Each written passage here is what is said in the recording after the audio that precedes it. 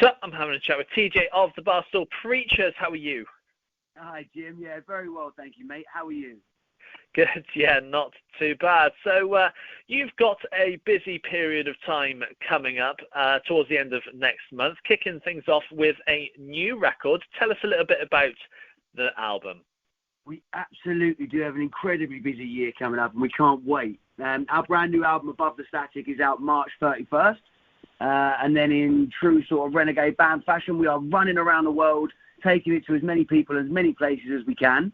So we're touring Europe, we're touring the UK, we're going out to the States, then it's festival season, then it's back to America, then it's back to Europe, and then we finish up in the UK again. So, yeah, supportive and very understanding partners, and probably some back pain. But, yeah, looking forward to it very much, mate. Yeah, good. I guess you're enjoying the downtime that you've got at present then.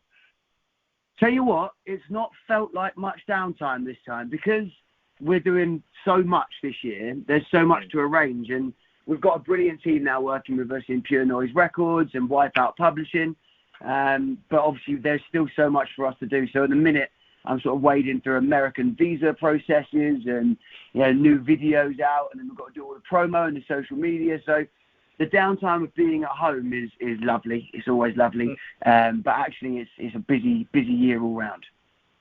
Good.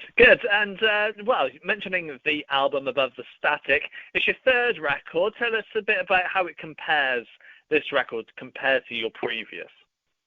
This one definitely takes more risks. The process was crazy. We ended up converting a Victorian pub to a 3-story Victorian pub that our friend owned. We went there and filled up the old battered Ford Mondeos with a desk and as many amps as we could get in there, and just immersed it and sort of lived within that moment for a couple of weeks, and tried to bottle whatever lightning we could. So it's a very different sounding record. In terms of like genre, we've never really been genre defined. A lot of people like to think of us as either a punk band or a ska band, but really we're just a band that writes from the heart, and it's got to have a couple of the Bar Stool Preachers trademarks on there, massive choruses and big catchy riffs and that sort of stuff. But yeah, for this one, we've finally got to record a lot of different genres that we wanted to play but haven't yet been included in the Bar Stool Preachers sound. So there's some beautiful big rock and roll bits. There's some really heartfelt, stripped back piano songs. There's also massive raucous punk rock. There's it's kind of got it all. So yeah, really excited for people to hear it because I think it's going to surprise people a lot as well as scratch the itch. Yeah, no, most definitely. And was that the plan going in to record it like this, or is that simply just how it turned out when you were in there? It's 100% serendipity. We were going in there to record demos, so we were going down to do some pre-production. And then when we sort of took the drums on the first track we recorded, which I believe was track 2, Flatline. The producer and I sort of turned around, looked at each other and went, "Man, this sounds massive. Let's do this." And then it was just a case of seeing how much we could get done. So yeah, no, totally by chance. I think sometimes that's the best way, being surprised by yourself. Yeah, most definitely. And obviously this record kick starts your touring plans. You're off across the UK to kick things off with. But you can't wait to be back out on tour again. Oh, absolutely. We can't wait to see our friends and family across the world. It's been brilliant. We, in the run up to COVID, we toured America something like 6 times, 7 times in the year and a half before, and we're really building a strong family base over there too. And then obviously we haven't been back since. So we're really excited to get back on the road and to show people what the new album's about, and just remind them that we're there kicking and ready to party. Yeah, most definitely. Now you mentioned festivals as well. What's been announced so far, and what has not been announced so far?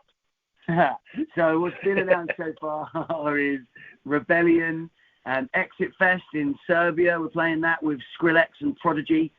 We're doing Boomtown. That's not yet announced, but that will be announced. We're doing a bunch in Germany.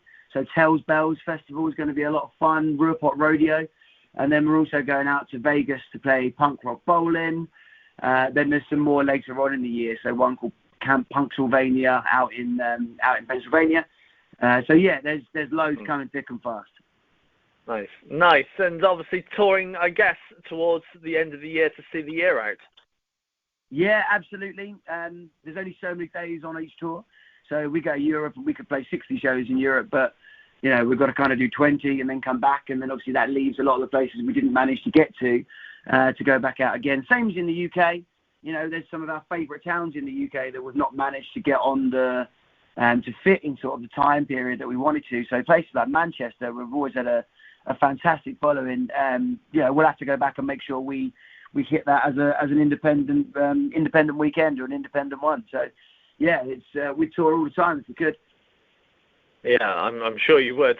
And obviously, I know the record is yet to drop, but have you kind of started thinking about record number 4, or has writing just been pushed to the side for now? Not at all. We've as in it's not been pushed aside. We've already got it pretty much in the bag. When we wrote album number 3, we ended up with something like 50 song ideas, something obscene and unhelpful. We ended up with sort of 40 to 50 song ideas and had to whittle that down to our top 15 and then subsequently 12. So we've got some that we loved from that period, but we've also just got so many good writers in the band. Like some of the lads in the band sort of published gold disc winners, and some do, you know, music for video games, and others like myself just write to purge and help with mental health and that sort of stuff, and because it's the only thing that's ever felt right. So between us, we're writing all the time, and between us we've got, I'd say, probably another 25 songs for the new one, and so we need to pick where we're going to record that and fold that into the plans. Yeah, excellent. Well, TJ, it's been a pleasure having a chat with you. Thank you very much, James. Good to stop by.